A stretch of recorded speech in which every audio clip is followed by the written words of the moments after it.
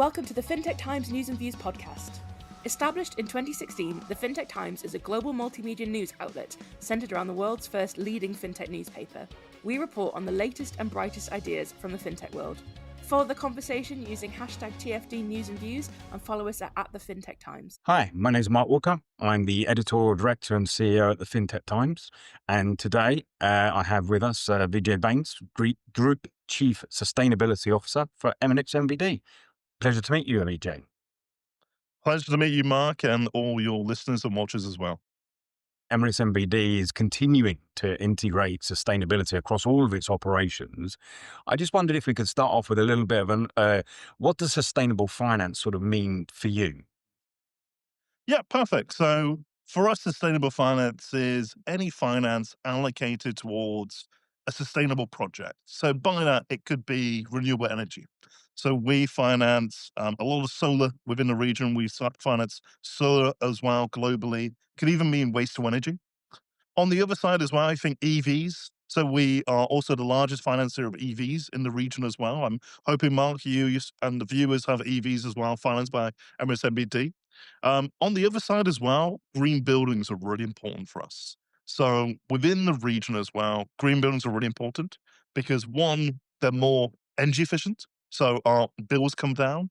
Two, that produces less emissions, but also has less of a stress on the grid as well. So there's quite a few different use approaches as well and areas where we look for sustainable finance. We focus on one level corporate clients, whereby we do also offer discounts to our clients as well for sustainability. So if they hit those KPIs and they align to our net zero trajectory, we can give that discount as well. We'll also give sustainable finance advisory because increasingly this is a language that our clients and investors want to see as well. So often we also advise our clients as they IPO as well on sustainable finance and on sustainability readiness as well. As you're sort of talking there, I was interested to see, obviously, over the last few years, digital transformation has been a really big theme.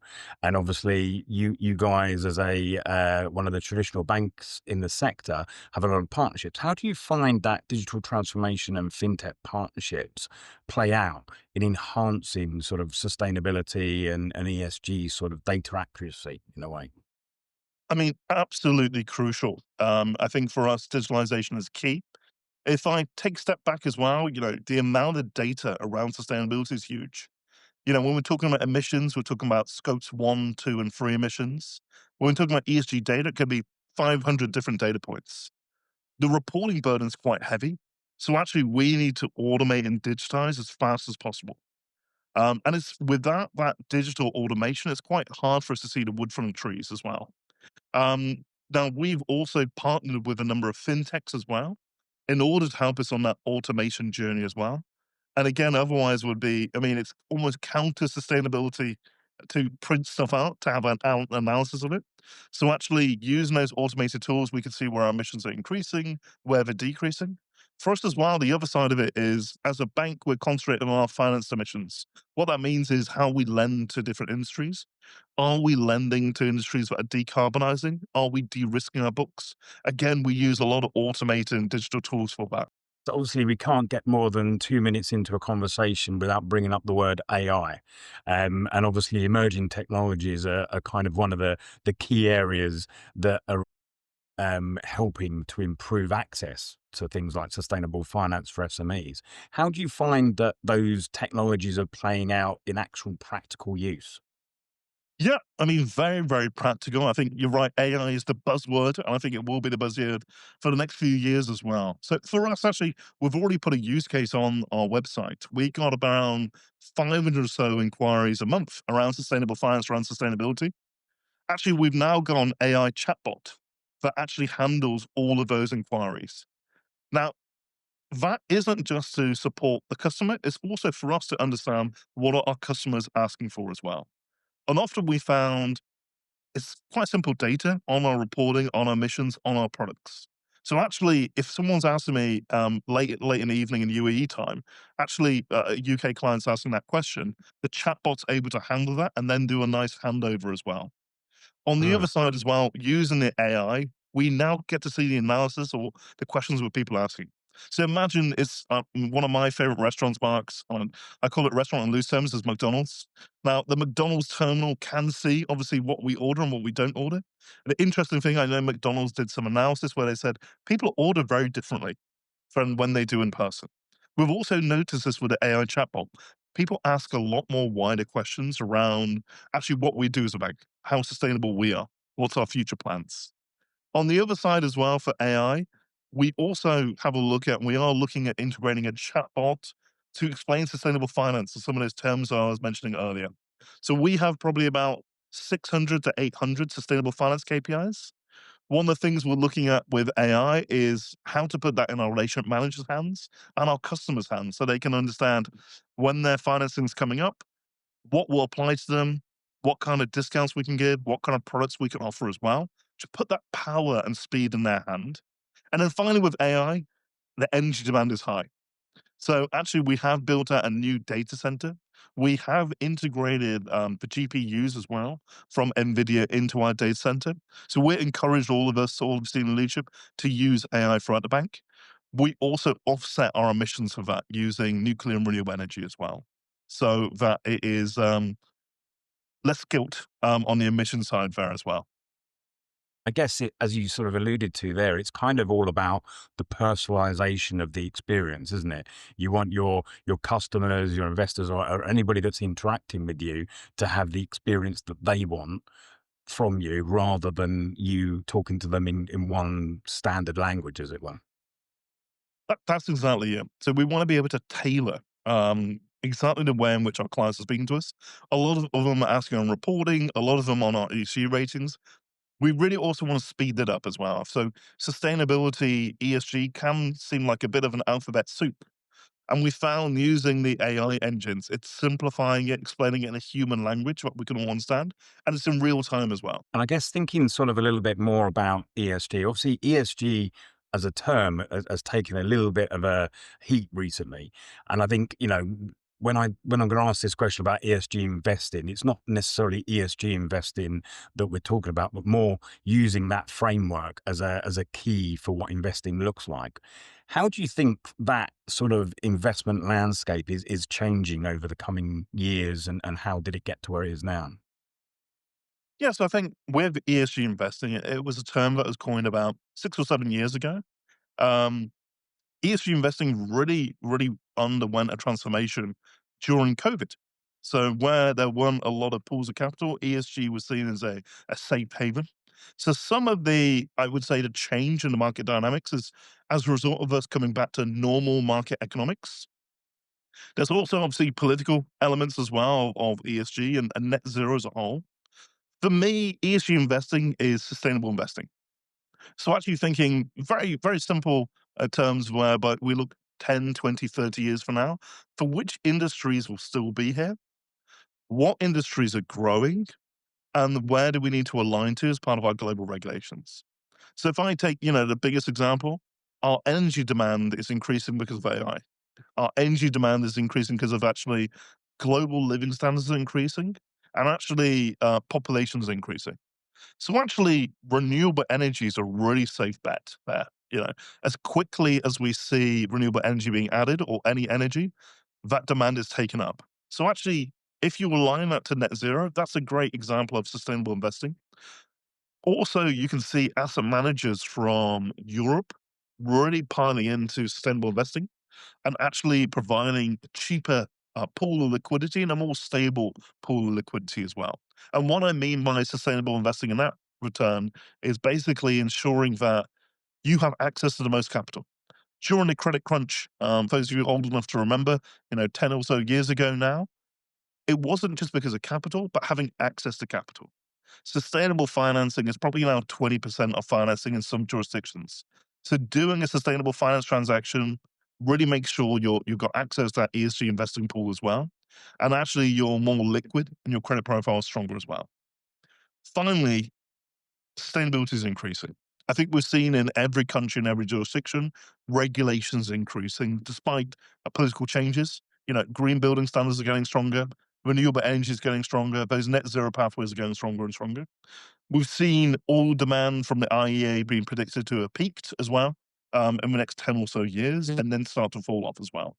So actually, we are now starting to see a change in the market economics. So for me, ESG investing is more around that future demand and where we need to go. I think that's kind of an interesting one because, again, I think I have always seen ESG investing as a long term sort of offering. Um, but obviously, there's a lot of short term requirements for people with financial performance, etc., and things else. Do you think ESG investing has any place in that sort of short term market return? Yeah, it most definitely does. If I take a step back, I'm a climate scientist and environment scientist. So I look at a lot of the climate models. I look at a lot of the commodity prices as well. And look, we always hear about Bitcoin and other crypto coins as well. I actually have a look at the climate change models that are going to happen. And actually, you can predict which commodity is going to peak. So we've seen rising prices for cocoa because of challenges in West Africa because of climate change. We've also seen orange juice futures increase as well last year, as well as coffee futures as well because of climate change shifting some of the precipitation patterns as well, which is now affecting commodity prices around the world and having an inflationary impact. Actually, that's a short-term benefit. And I wrote a paper about a month or so ago that actually, some of these commodities are outpricing gold for some months as well. So actually, there is a lot of short-term benefit and upside there as well in the commodity trading. On the other side of kind of sustainably linked loans, as clients come to update their loans, their banks are now asking them for their transition plans. So actually, it's affecting their short-term liquidity as well and their revolving credit facilities. On the other side, for your retail bank, I'd recommend talking to obviously Emirates NBD as well as other banks as well on what retail banking products they're on offer as well, because often you'll see promotional offers there. Yeah, that makes sense. You sort of touched on the idea of loans and everything else. One thing that the UAE has really seen a growing interest in at the moment is sort of green bonds and SUTs, etc. How do you assess their potential in sort of properly mobilizing private capital towards sort of the UAE's overall sustainability goals? Yeah, so I see green bond growth being really, really fast. We've seen real growth in the market in the last 3 years, and also in sustainable sukuks as well. So in the global market, with the capital of sustainable sukuks, it's a great way to get into the market, particularly if you're doing a larger transaction, because you can tap up a diverse range of funding. Also, you can tap up, yeah, discounted funding at certain periods of time as well. And if you've got a specialist product, let's say if you're doing blue financing or you're doing something in AI, there are specialist investment vehicles that will come in and be very interested in that. We've seen real interest in blue finance as well in the last few years, and that will increase as well. So often the pricing is quite advantageous as well. Also, if I take a step back with the green bonds, it helps with that corporate strategy. So a lot of CFOs and a lot of CEOs have asked, "What are you doing around your sustainability strategy?" The green bond is a great way of doing it because actually you issue a bond, you'll do a roadshow, and then actually what you do is you explain to the investors and clients your pathway for the next 5 years, how you've integrated sustainability and green considerations. So actually you can kind of sort out a lot of and resolve a lot of your corporate strategy questions that a lot of investors and regulators have as well. And then for us, at MSMBD, green bonds are a growing part of our portfolio. A lot of our clients are now coming to us for it as well. They're also a lot more easier to access as well. So we support on the structuring there as well. And I guess they have a sort of a better sort of general understanding in the investment world. It's kind of like it's almost like it says what it does on the tin, isn't it? When it's a green bond, as you say, because it leads into that strategy and connects in very nicely. Do you think that sort of ease of understanding and relatability is the thing that's sort of driving the interest at the moment? Yeah, I think so. I think green, net zero, I think they're terms which are now being around for about 10 to 15 years. I think we all understand that emissions need to decrease. So that means actually as a corporate strategy understanding, you can say, actually, if I add some more renewable energy in, that will qualify for this. Or if I build a greener building, that will qualify. Or have a desalination plant that uses renewable, that will qualify. So I think that will continue. I think at the moment, green bonds account for around 70% of sustainable bond markets as well. We are also now seeing a bit of transition into social bonds as well. so social considerations. But that market will increase as some of the standards there become standardized. Well, that's interesting because I was going to ask you to get your crystal ball out and give me some um, idea of what you saw from your perspective as the new financial products or partnerships that will be coming out, which hold the greatest promise, for expanding sustainable finance generally. Yeah, no, great. I'm really delighted to look at the crystal ball, or the sustainable crystal No ball, as it market were. predictions. No Yeah, market yeah, predictions. We're not no giving market financial predictions. advice here. But I think for me, green bonds would continue to grow. Blue bonds generally, I think, will grow. We're seeing a lot of market interest in the UAE. We've got the conference for ocean and water in December of next year as well. Um, I think in our region as well, freshwater access is absolutely crucial. So for me, that's a really critical one for a lot of customers to integrate. And again, it's a really topical issue. There's a term called orange bonds, which is around gender, which we're going to see increase as well, and that's really around having greater gender diversity at senior leadership and management as well. But for me, I would say what's called transition is key. So what transition is kind of not deep dark greens from renewable energy, but how do you transition conventional industries?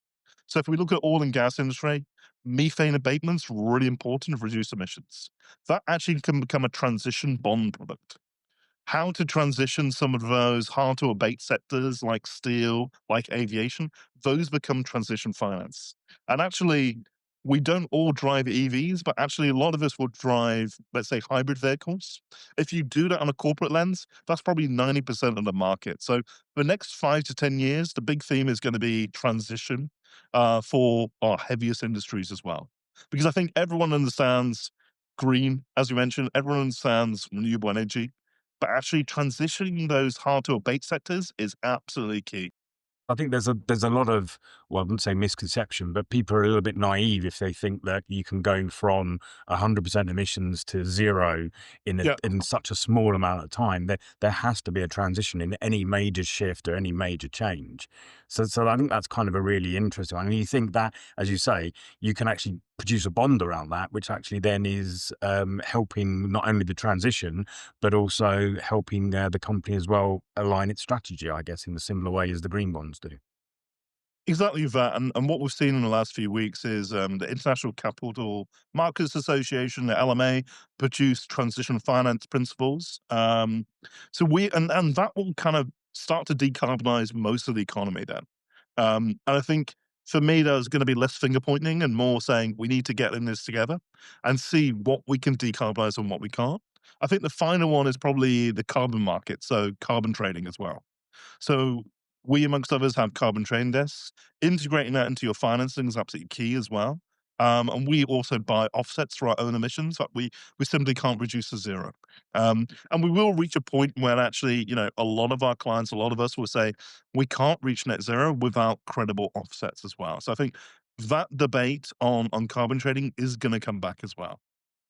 I guess that carbon trading kind of almost links into those transitional and transformational bonds as well, because understanding that, you need more time to reduce emissions properly and effectively therefore needing to use the carbon credit system to be able to give you that extra time to then focus on really making an impact. Yeah, exactly right. And I think having credible carbon offsets, which are kind of science based and approved, is the only way for us to kind of offset some hard to abate sectors. And actually, some of the standards have really increased. So from COP last year in Baku, we've really seen the standards and transparency really improve. Yeah, and I think some of the other areas that people are looking at is water offsets, nature offsets as well. Some really interesting products. I think carbon makes the most sense because actually, if I emit in one area, I should be able to offset globally because it's becoming global emissions as well. So I think finally, I think you're right. The industry's had a few wobbles around verification, around a few standards. But actually, if I have a look at it, Mark, I've been in sustainability for around 20 years. It's really welcome scrutiny. If you said you were in sustainability 20 or so years ago, you weren't very popular at parties. Not to say I'm popular now, but there's a lot more understanding of sustainability, and I think with that comes more criticism and feedback as well. Thank you very much, Vijay, for that insightful conversation. Really interesting to hear some of those main points. Thank you so much for taking the time to speak with me here at the FinTech Times.